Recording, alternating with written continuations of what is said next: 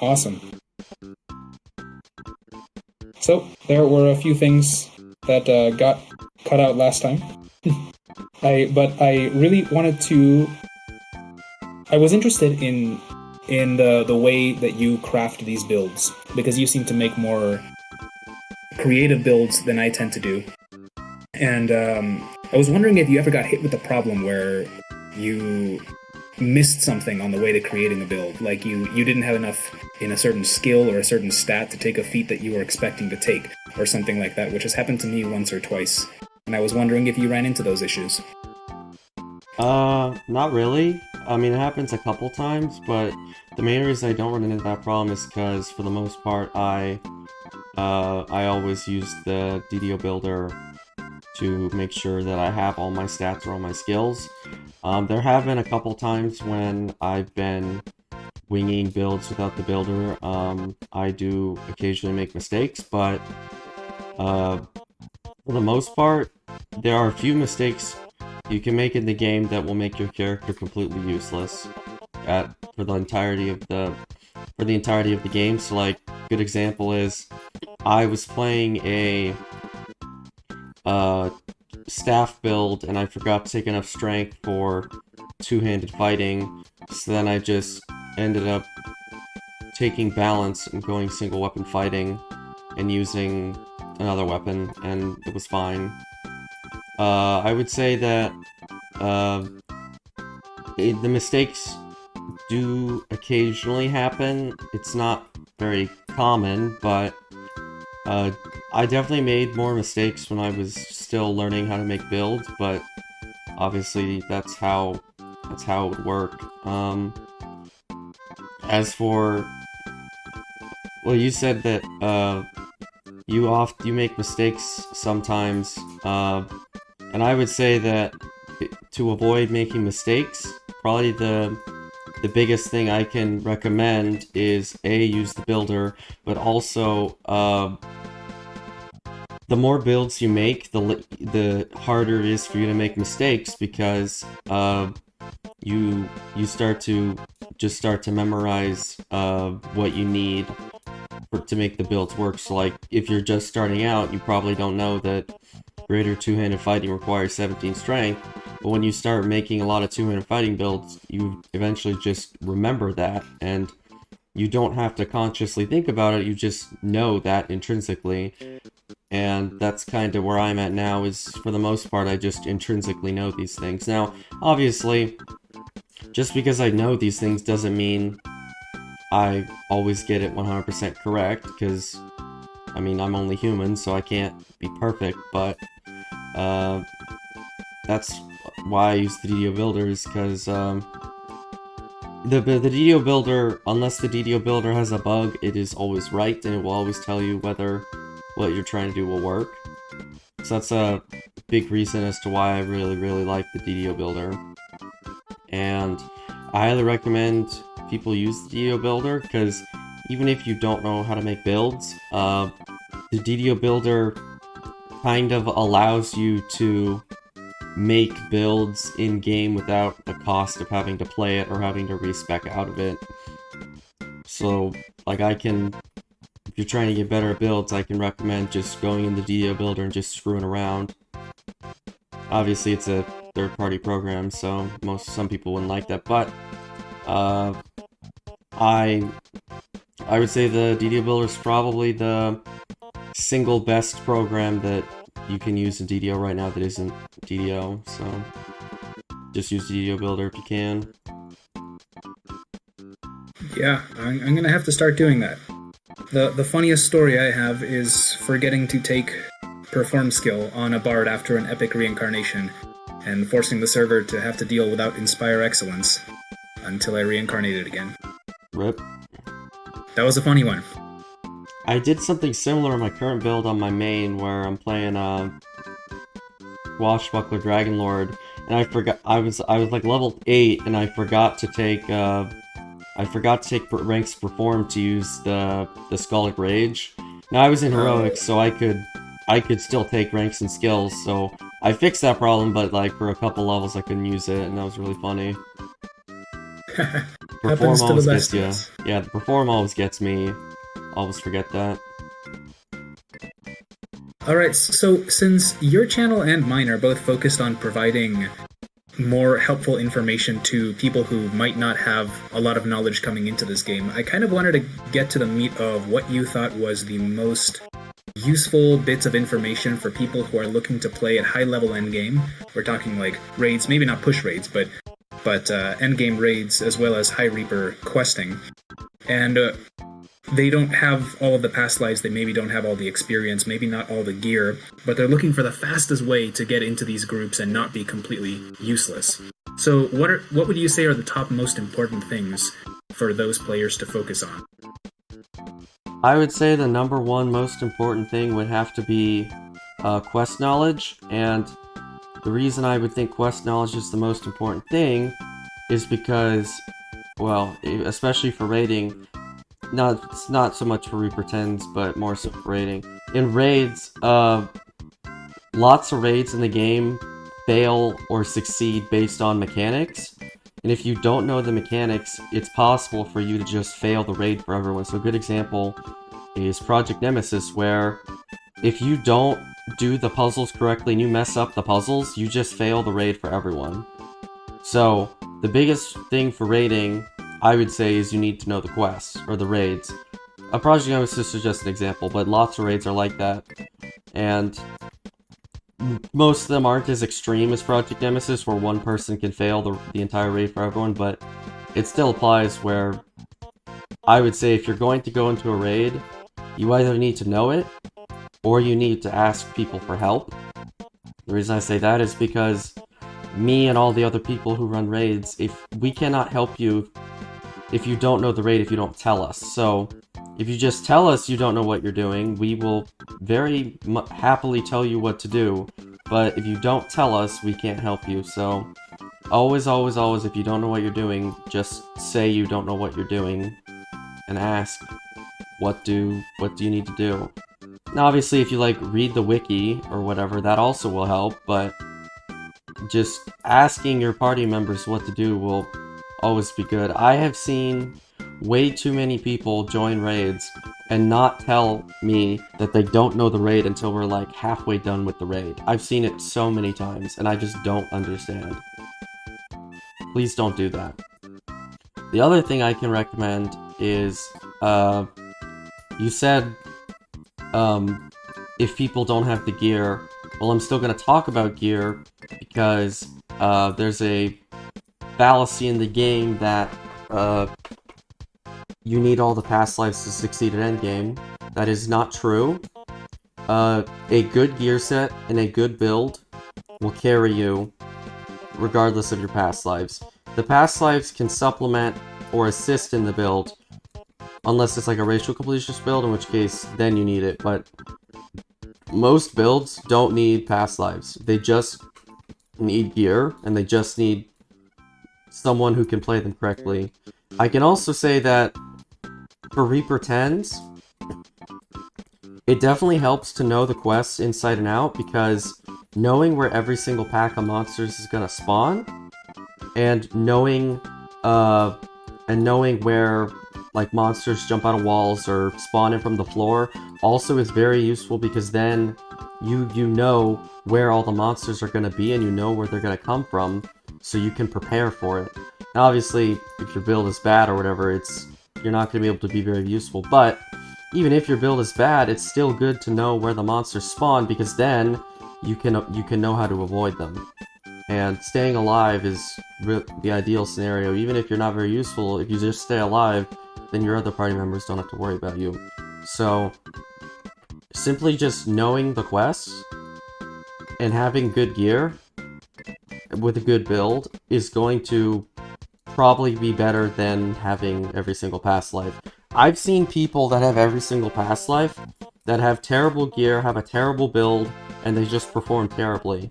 Past lives does not equal, it does not equal how good your character is. It helps a lot, but just because you have every past life does not inherently mean you are good, quote-unquote good at the game. And not having every past life does not inherently mean you are quote-unquote bad at the game.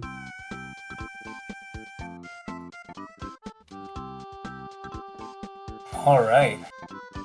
Well, before I get on to my next question, I wanted to ask something interesting. Since you make a lot of builds, do you consider yourself as having a specialty in the types of builds that you lean toward? A specialty in terms of the whether you're playing melee builds or tankier builds or ranged builds or caster builds, or do you just dip into everything equally? Um, Not equally. I definitely play less ranged characters than melee characters. Uh, but that's because my alt that is my ranged alt is currently playing a wild mage for the wild mage past life. And I just haven't had time to TR that character. My main is most of the time going to be a melee or a caster. More so caster now, I mean melee now because casters are not in a good state, but I don't really want to say specialty because, to be honest, compared to like the top of the top end players, I'm technically not making quote unquote good builds, but that's fine with me just because I mean I'm not farming perfect Mythic Reaper curse gear because I don't want to do that.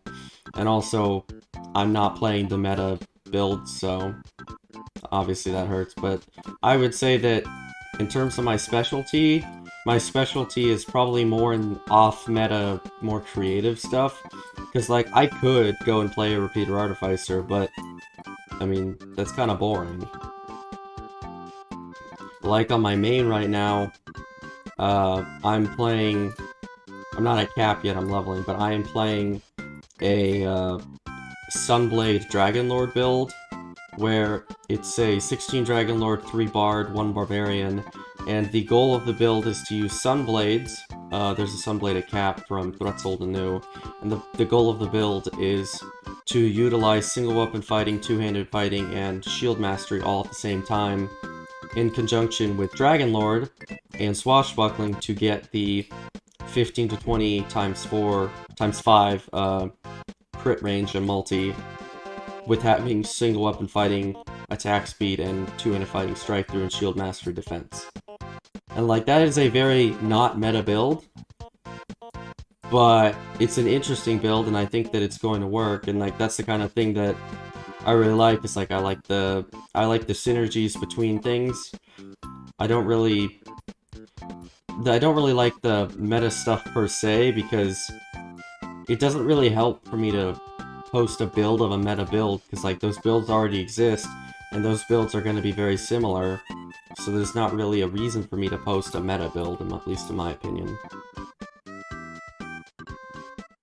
Yeah, that does sound like a really interesting build. I don't know if I would have thought about that. Also, the fact that is that finality the weapon we're talking about from Threats? Yeah. So I heard that it was typed as a Sunblade, but it really seems to hide that information. I looked over it and I did not see where that information was even okay, kept. so the only reason we know it's a Sunblade is because Steelstar said on Lomania it's a Sunblade and people have tested it and it works. That's the only reason. It doesn't actually say on the item that it's a Sunblade. You just have to know it's a Sunblade. You just have to know it. That's a little ridiculous. But Yeah. I do have a follow-up question then. Because with builds like that, and with the Warlock build that we were talking about, that you played earlier, you were kind of... You made a point to say that past lives and gear especially help a lot to pull up these builds that other players wouldn't consider meta and get them to a level where they're doing just fine. So when it comes to gearing, because it's so important, I wanted to pick your brain a little bit about what some of those stats are. Since if you're min-maxing for the highest DPS possible, there are all these boxes that you need to check, but if you're a balanced build, like that 19-1 Dark Bargainer you were playing, you can't actually check all those DPS boxes because you need so many other things, defensive bonuses, maybe heal amplification. So I wanted to see what you prioritized, maybe your order of the most important stats that you want your gear hitting, and maybe some of the thresholds of however much of this one stat you need depends on how much it takes for you to hit this one number that is really important. Well, so I would say generally the way I see builds is, so for example, the Dark Bargainer build, I could have seen that as a tanky DPS, or I could have seen it as a DPS-y tank, and I decided to go for the tanky DPS route where I prioritized DPS while having tank as a secondary. So the reason, so the build could have gone two ways. So I could have done what I did was the tanky DPS. If I went the DPS-y tank, I would have opted for Pure Warlock, and I would have done Tier 5 and Capstone of Enlightened Spirit, which would have gotten me significantly more defense, but significantly less DPS. And generally, I choose to go for the tanky DPS route, as opposed to the DPS tank route, for the sole reason that if you have more DPS, it is inherently easier to solo, and it is easier to play on your own and not rely on teammates. But if you're more tanky and less DPS, then you're much more reliant on your teammates. And I feel like if I had done the DPS-y tank route, I probably would not have been able to solo farm, even though I would have been borderline unkillable. I would have run into the problem where it would have just taken too long. I would have run out of spell points, I think, probably. And in terms of a generic prioritizing gear, or like prioritizing stats, I would say that for the most part, part of it is a good gear set is going to have both DPS and defense, because as far as I'm aware, there's not a way to get unique DPS stats on every single item slot and every single effect on every item, and you're without having overlap. So the gearing problem becomes not so much depending on what you're doing, it's either a problem of maximizing one stat or a problem of maximizing the amount of unique effects. The way I make my gear sets is I try to maximize the amount of unique effects, so that way there's less overlap and there's less dead slots that don't do anything. If you were going to do a push raid, I would say that you really just need to maximize DPS, or you need to maximize tankiness if you're a tank. You need to maximize healing if you're a healer. You don't want to do this, try to maximize one thing while also having other things. You really only want to have one thing if you're doing a push raid. And that's part of why I don't really do push raids, is because I don't play like that, so that's kind of just my playstyle. But if you look at my gear sets for my builds, you're gonna notice that I always try to fit in like False Life, Vitality, Profane Life Force, Con, Quality Con, Insightful Con in every single gear set, because a dead DPS does no DPS, and if you're not push raiding, that is going to save your life. If you're doing Reaper 1 raids, having all the hit point stuff is going to save your life. If you're doing a push raid, it doesn't matter. It's just completely irrelevant. But if you're doing not a push raid, it does matter, and therefore that's it. I would say that generally, if you're doing not push raids, I would say you always want to have some defense. It doesn't have to be like a crazy amount. Like, you don't have to... Like, my last melee build I played, I had like 4,000 HP out of Reaper. Like, that's a bit of an extreme. I wasn't building for that, that just happened, but you don't need that. For the most part, like, even in Reaper 1 raids, I very rarely died if I was paying attention, just because I had so many hit points, but I would say that generally you want to build for more DPS and survivability, just because, unless you're a tank. Only because that's how the raids are, that's how builds are meant to be done. You're supposed to, you're supposed to build DPS, but you're also supposed to have defense, so I would say that generally you want to build more DPS, but don't forget to build defense, otherwise you're just gonna struggle. You're gonna struggle a lot more than you would want. Yeah, that's an interesting perspective to have. I have sort of historically been doing the same thing in my own builds. I want to ask specifically in that case about two stats in particular, because I'm always on the fence about how to gear for these two, and they're double strike and armor piercing. So the two ways to do it in my mind are you either just try and get as much into the gear as possible, and that's as far as your thinking goes, or there are specific cutoff points for those two that you need to make sure you hit, and if you hit them, then you can stop contributing to those. Because they're, for those two specifically, either your character or the monster's stats are going to determine where those two should be. So I'm wondering if those two stats work differently in your mind when you're building than the others, like the HP scalars, for example.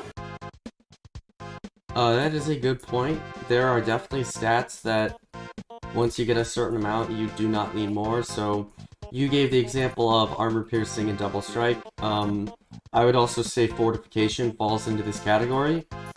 Also saving throws are similar. So, for example, double strike on melee caps at 100%. So once you get 100%, you don't need more. I'm unsure if going above 100% affects two-weapon fighting offhand.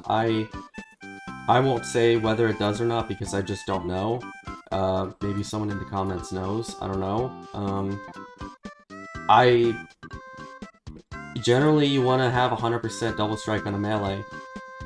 For armor piercing, I would say it kind of depends, because like Mithranor and above requires more, but if you can get like 120, that's a good number to have. I would say that going above 120 is not necessarily bad, but I would say like 100 I would say is the minimum. 120 would be more ideal, and like if you can get 150 without sacrificing too much, I'd say that's probably a good place to stop. Now, it heavily depends on the build, because like ranged characters get 120% fort bypass just by existing. They don't even have to try, they just get it for free. Versus something like a melee where you probably need to run Dreadbringer 5-piece to get 120%. And Dreadbringer 5-piece is one of the best filigree sets in the whole game because it gives you a ton of melee power, but also gives you a ton of fort bypass, meaning that it is almost always going to be a filigree set that you run on any melee or any ranged character.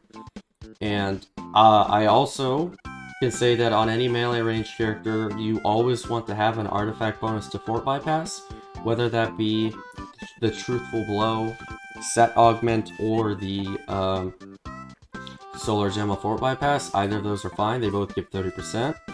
So with those two things, you end up having a 60% fort bypass just inherently. And if you throw in precision, that's 85%. And then you throw in the Vecna augment, that's 22% more, so now you're at 107%. And then I don't know, if you can fit Insightful, that's probably ideal. Like rock cards, for example. And then you're at 96%. And then right then and there, you're already most of the way there. So then the rest of it has to come from like Epic Destiny. So most people are going to be in the Shadow Dancer Epic Destiny, so that's like 15% more. And now we're at 112%. And like at that point, I would say that you're over 100%. And getting more, you probably would have to sacrifice something. And I would say just stop right there. Is what I would do, is just stop. If you're below 100%, that's a huge problem, and that's like really, really, really bad. Don't do that. But once you get like over 100, 110, it helps on some enemies, but it doesn't always help, so that's like when I would start, say, maybe back off a little bit. Or, you know, some characters just get 140, because like they get fort bypass in their heroic trees, and like in that scenario, don't stop at 110, stop at like 130, for example. And then double shot has no cap, so you said about double strike, but double shot doesn't have a cap, so I believe. So more double shot is always good. Always get more double shot. And then for fortification, The highest amount of fortification you need in the game is like 560% for the Relentless boss on Reaper 1. And then aside from that boss, I would say that just the Bracers of the Battle Rager is generally good enough. There are some champions that can critically hit you regardless of your fortification, meaning that there's really no reason to get more than 300 something percent, which is why the Bracers of the Battle Rager are such a good item. Although if you look at my builds, you might see that I generally have roughly 200 to 250% fortification, and that is not because that's what I want, that is because that's what I have. I don't run the Braces of the Battle Rager in my builds generally, I generally run rock cards, and in the current state of gearing, it is borderline impossible to fit Insightful Fortification, unless you use the Braces of the Battle Rager. So, that is why my builds generally have low fortification. It's not because that's what I should have, it's because that's how the gearing works for me, and yeah, so that kind of makes sense. Oh, and then for saves, I would say that once you start getting over 100 to a save, generally it's not worth it. Once you get over 100. There's a couple things in the game that are over 100, but it's like very specific, like traps and raids, for example. Like the traps and Strahd on Reaper 1 are like DC 110 or something like that. Okay. Yeah. No, that was a great answer to my question there. Though I do seem to recall that the Truthful Blow set augments give 15 instead of 30 artifact fortification bypass. I was hoping I could be remembering that wrong. No, you're not remembering that wrong. That's what it says it does, but you should know this, that just because something says it does something does not mean that's what it does. It actually gives 30. Oh, okay. Well, I thought that I had remembered testing it, but it seems I might have just read it, so that's good. No, it is most certainly 30. Its description is incorrect. Perfect. Well, since you have played so many different builds throughout the years, I wanted to just see if you had a favorite. Anything that you've liked especially more than the rest.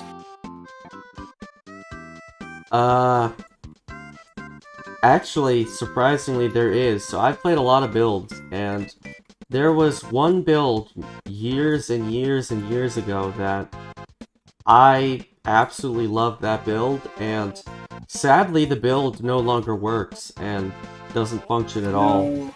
But there was this really awesome build that I came up with that, it was actually a Pale Master zombie form melee. It took tier 5 of Pale Master for the Ascendant zombie form, and it was a Shadar Kai Eldritch Knight. And it was awesome because the zombie form gave you like 10% profane bonus to HP, and it gave you 40 melee power, and it gave you 10% multiplicative damage, and it gave you a bunch of PR and MRR, and it gave you 4 con, and it was insanely tanky, and it did good damage, and I used a Kukri with Sign Knight Fighter and Eldritch Knight, and it was Shadar Kai, so it had chains. And this build was so old that I don't even know if I had any racial points at the time. It was one of the quote-unquote early builds that I did, but the build no longer works because that build relied upon epic defensive fighting for its competence HP, and zombie form does not give competence bonus to max HP because now the comp HP is in tier 5s, and last I believe I checked, there is no way to get the competence bonus to max HP, whether by multi-classing or another way, without being in a threat stance. That is the only way to get it and have enough points for the other stuff. And, yeah, that was really sad that the build no longer works, but, I mean, okay, no longer works is a bit of a stretch, because technically you could do it, and you just would not have, you couldn't use, or you wouldn't have any competence bonus to max HP, but let's be honest here, that's probably not worth it. So that build was really awesome, and I'm sad it went away. Oh, and since it was undead, you got all the undead form immunities, and since you were wizard, you got all the like the Pale Master Neg Amp, and you got the Death Auras, and yeah, it was really fun. In fact, it was really cool. it was so good that I would have to check, but you might actually go tier 5 if you could get the confidence bonus to max HP on wizard outside of uh Eldritch Knight. Honestly, you might actually want to take zombie form tier 5 just because zombie form is so much extra damage. But yeah, the build no longer works, so rip that build. Really sad. I can't remember if you specified this, but was the reason you were Shadar Kai so that the chains kind of overrid the attack speed debuff? Honestly, it was so long ago, I don't remember why I did Shadar Kai. I assume it was because I needed the AoE, because I wasn't in tier 5 Eldritch Knight, so I didn't get the AoE up there, I believe. Oh, okay. Well, this sounds like it was even before the Shadar Kai chains were buffed then. I think it was after. Oh, okay. Actually, no, it might have been Shadar Kai because I wanted to try out the buff. That might be it. I don't know. That's very possible. It was definitely before the Imbue revamp, though. That was like the old Eldritch Knight dice. Oh, yeah. I know that. Well, regardless, zombie DPS does sound like a blast. Unfortunate that got accidentally patched. Well, probably the best part was that since you were in zombie form, you got to look like you were drunk, which was really funny. It is really funny. Alright, my next question's a little bit similar, but instead of something really fun, since you go around trying a lot of things, I know that a lot of times the meta gets stale, and it seems that for every role, healer, tank, melee, range, it almost feels like people are playing the same two builds. It's either this or that for every single set. And I wanted to see if you'd come across a build, but it could be something smaller, maybe a weapon type, an enhancement tree, a combination of factors that really makes you feel, wow, this is barely below the viability of these meta things that people are sticking to like glue, and nobody seems to be playing it. I guess I'm asking for a sleeper build, like something that is just barely below the meta, and no one's giving it any respect.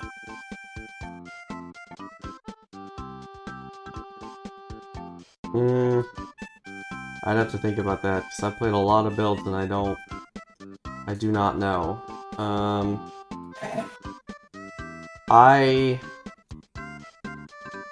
would say that probably the only... I don't think so. I don't think I've ever played anything that was as good as the meta. I do know that, for example, I posted a Shadar Kai Dragonlord Swash build that normally would be a hand axe build, but I posted it as a Kukri build, which, instead you gave up the one crit multi, but you got to go in Vistani, so you got, like, more melee power, and you got more double strike, and you got the cleave. So, like, I think that would probably be, like, the main example I could think of, is because technically the Dragonlord Swash build is quote-unquote meta, in the sense that it's a really good build, and a lot of people play it, and I kind of did a variation of it. It's more of a side grade than an upgrade or a downgrade, because you give up a little bit of single target, but you get, like, more AoE, and you get more clear speed. So, like, it's kind of a personal thing, but... Oh, yeah. You know, I think I do remember running into... That was posted onto the forums as well? Yeah, it was. Yeah, I think I might have read that build a couple months ago. I didn't realize that it was from you, or I didn't remember. Yeah. But if I recall, I think the way to get top DPS with the swashbuckler splits is to go nothing in the offhand, if I'm not mistaken. And buckler adds extra defenses. I believe that is correct, yes. I'm pretty sure. Yeah, but I mean, they're both very powerful. Just a matter of what you want to gain. All right, yeah. That's a good answer, actually.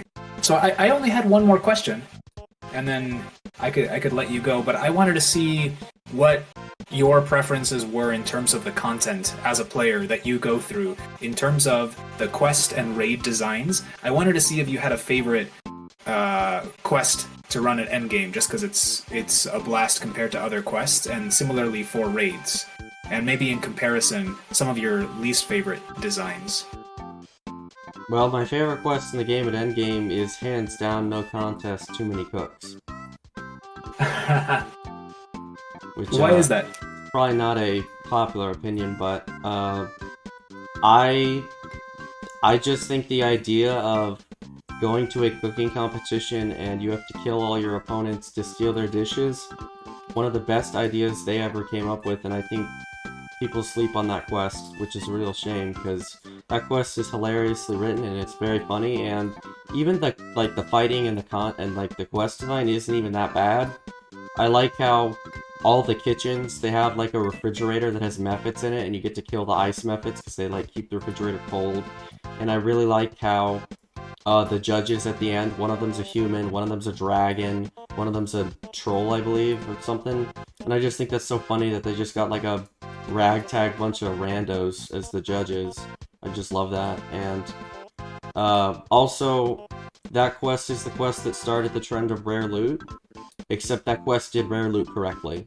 And therefore, I feel like I have to like it more than the terrible piece of crap that is Myth. I also really like how all the different kitchens are all like different gangs in Sharn that you get to see in the expansions. Like there's a Boromar, and there's the other clan as well. Like they're at the cooking competition. I think that's just really funny.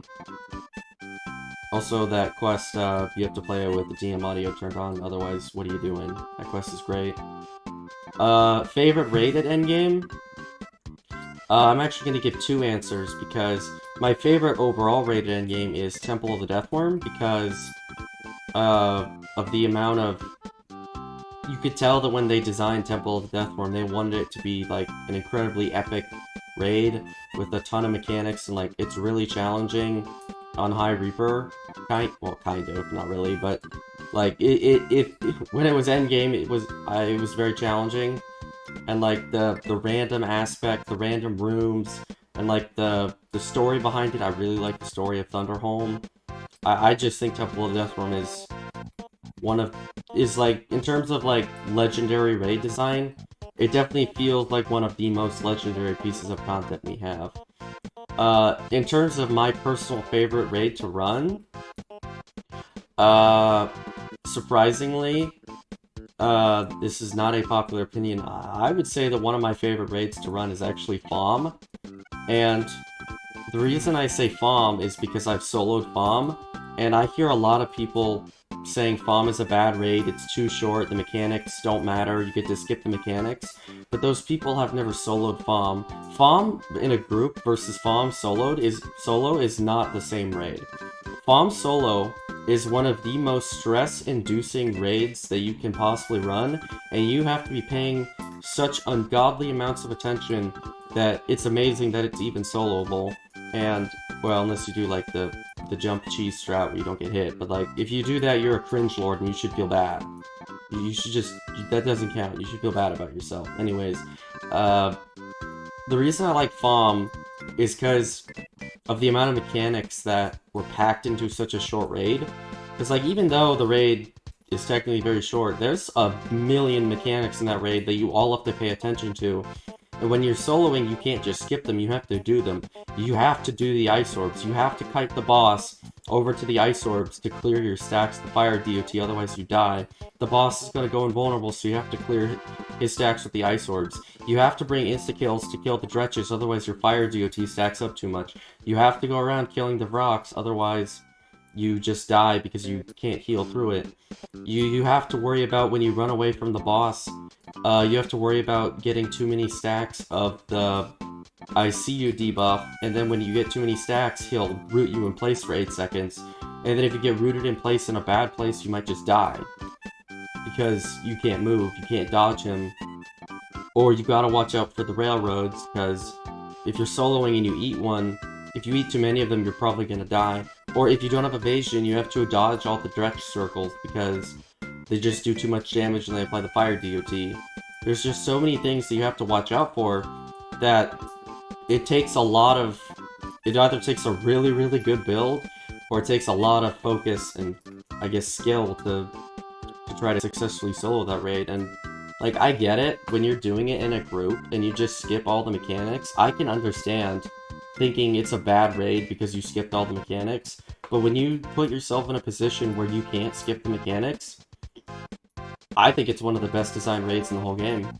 And especially compared to the modern raid design, Palm takes like 6 minutes, and there is, I would say, more than twice as many mechanics in Palm than there is in Relentless and Threats.